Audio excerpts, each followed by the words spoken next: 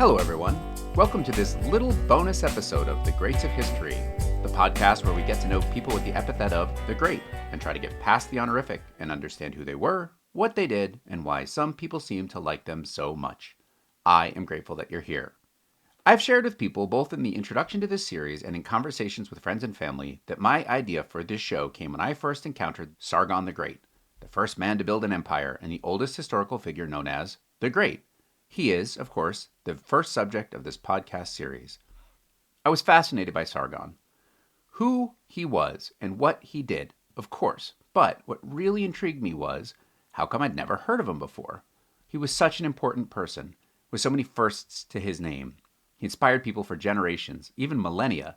For example, a king nearly 2,000 years later would even pay homage to his illustrious predecessor and style himself as Sargon II. So, we know that the shadow of Sargon the Great loomed large over a lot of people for a very long time. And yet today, very little is known about him. He's not talked about much. He's rarely referenced.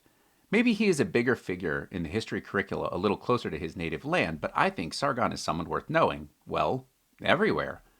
Why is he overlooked? I think that part of the challenge is simply that there are so many people that history records as important. It's hard to keep track of them all, and besides, his life and his career all happened just so long ago. But I wanted to know more, and so, if you're enjoying this series, you can thank Sargon. It started with him. I did my research, and I wrote what became episode 1 of this series. But just because I wrote, recorded, and published that episode doesn't mean that I've stopped learning about Sargon. After all, I started this whole project because I enjoyed getting to know him. I feel like I owe it to Sargon and to myself to keep going, to get to know him a little bit better still. So in this brief bonus episode, I wanted to share with you 3 things that I have learned about Sargon the Great since I published the first episode in this series. These are things that I would have added had I known them at the time, and I feel they add just a little bit of depth, a little bit of shading and color to our understanding of him and his life. They're pretty random, I think, but interesting. So, here we go. The first random interesting bonus fact about Sargon is that he developed a fascinating dating convention. The peoples of the ancient world had highly varied methods of keeping time and recording dates.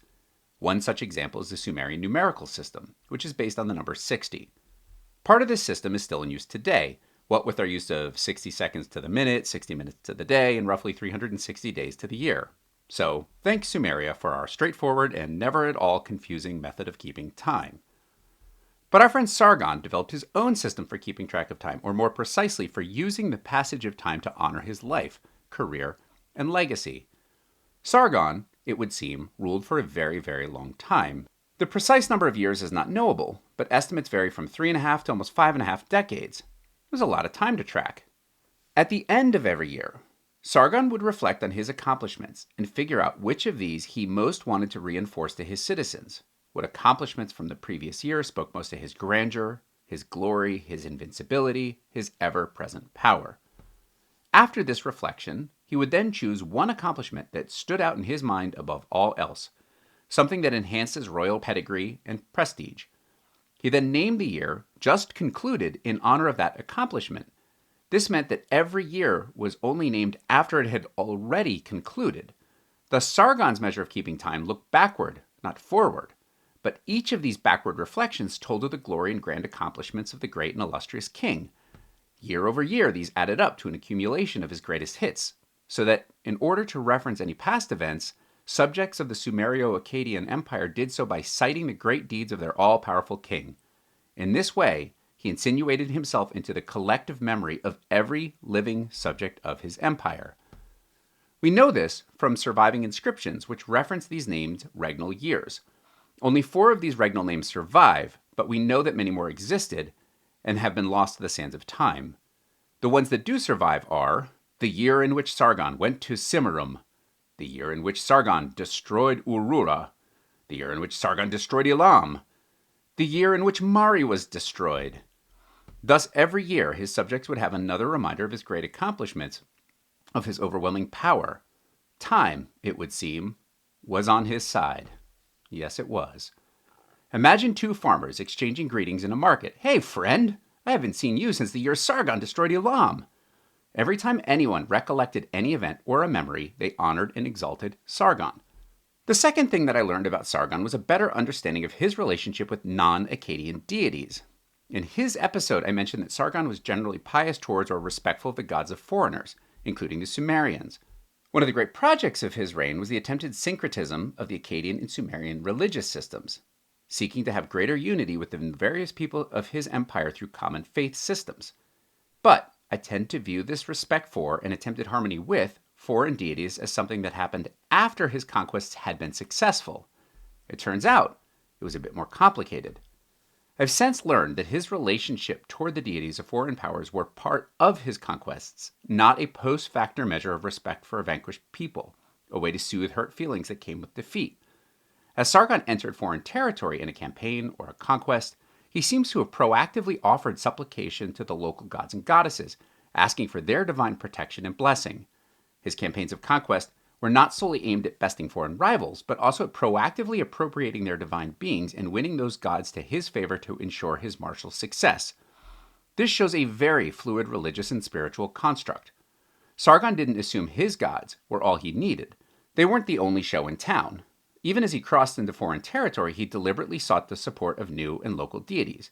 The respect for the power of foreign people's gods and goddesses is likely less of an innovation on Sargon's part and more reflective of the way people of the time interacted with the divine world.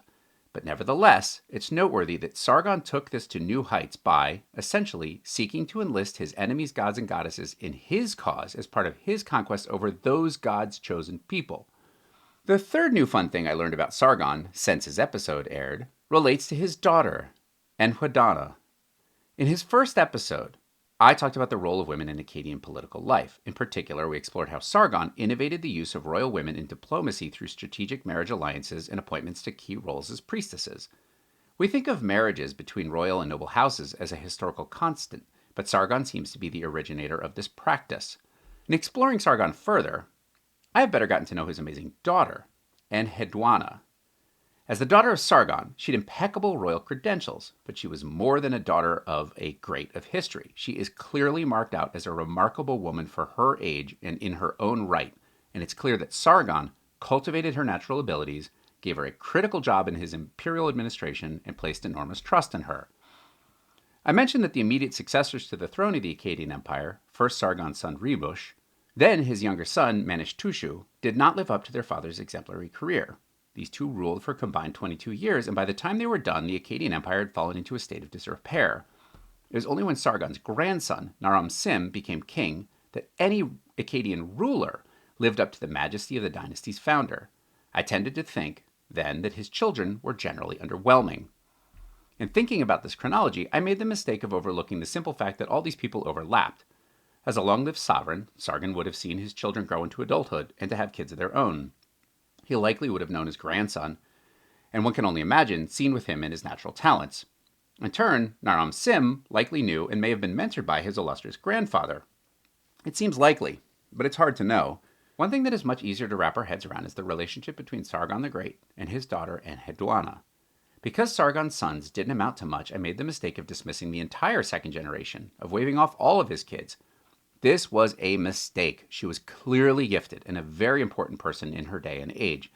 In her, Sargon had a worthy successor, a member of the succeeding generation to honor his legacy through her accomplishments. She might not have been a ruler, per se, but she was a towering figure. Enheduanna was marked out for her specific intelligence, her cunning, and her diplomacy. Unlike women of the age, and for that matter, most men too, she was literate, fully able to read and write. She, not her brothers, carried forward Sargon's intelligence, ambition, cunning, and excellence. If you remember, Sargon rose to prominence by coming out on top of his feud with Lugal-Zaggisi, the Sumerian king that did so much to conquer and consolidate all of Sumeria into a single polity. Sumeria was dominated by the key city of Ur, and Ur was, therefore, the beating heart of his most bitter enemy's former holdings. Sargon tapped his daughter Enheduanna to set up shop in Ur, in the belly of the beast, to become the Antu, or chief priestess, of a key Sumerian deity, the moon god Nana. She would not have married, as she was considered by way of this role to be the consort of the god himself. By placing his daughter at the center of Ur's civic and religious life, Sargon was sending Enheduanna as the ambassador to win over the populace of what was most likely to be the source of any resistance or rebellion against his rule. She also cemented the king's relationship to the divine by virtue of her marriage to Nanna. Sargon became the god's father-in-law. Among Enheduanna's other accomplishments, she seems to have learned the local Sumerian language so that she could more easily relate to the people over whom she was supposed to project her dad's power, glory, piety, and God-chosen status as ruler of all mankind. The linguistic origins of Akkadian and Sumerian were quite different, yet she managed to pick up the strange and foreign tongue. In surviving inscriptions, Enheduanna is, remarkably for a woman of her time, depicted larger than the men surrounding her. She held a truly exalted status, not just for women, but for all people across Sumeria and Akkadia. So, it seems that at least one of the children and succeeding generation of Sargon was noteworthy for her intelligence and capability. By entrusting his daughter Enheduanna in the critical priesthood, he gained an important and trusted collaborator and possibly his most explosive territorial holding. The fact that no such rebellions arose during Sargon's reign was a testament to her skill in diplomacy. But after her father died, and her nephew Naram-Sin rose to power, a rebel in Ur did seize control of the city and drove out the Akkadian faction.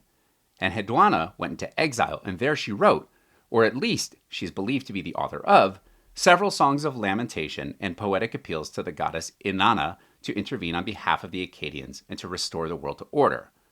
These and other works are the first pieces of writing for which we can attribute authorship. This means that Enheduanna is considered to be the first author in human history. From the first great of history to the first author in history, in one family, within the passing of just one generation. That's impressive to say the least. And by the way, her pleas to the goddess work. Naram-Sin crushed the rebellion, drove out the pretenders, and reasserted Akkadian authority in Ur. She likely resumed her priesthood. The greatness not just of Sargon, but also that of his daughter, was something new that I've learned. One thing that hasn't changed since we last spent time with Sargon is that his great capital city of Akkad, from which we get the name Akkadian Empire, is still missing. It may never be found. It is believed to have been on the banks of the Tigris River. It's possible that, due to shifting currents over the millennia, the Great River swallowed up Akkad and washed it away long, long ago. It's also possible that the site is out there waiting to be found and to reveal so many long-held secrets, to solve so many mysteries. New cities are still being turned up with surprising frequency in the area, though. People have been living in the great land between and besides the Tigris and Euphrates for a long, long time. There's a lot to find, a lot to discover. I hold out hope that one day the next great discovery will be Akkad, and will bring us that much closer to knowing Sargon the Great. His story is more than 4,000 years old, and it's still being written. Life is more fun when you keep learning. Thanks for letting me share this with you. Let's keep learning together.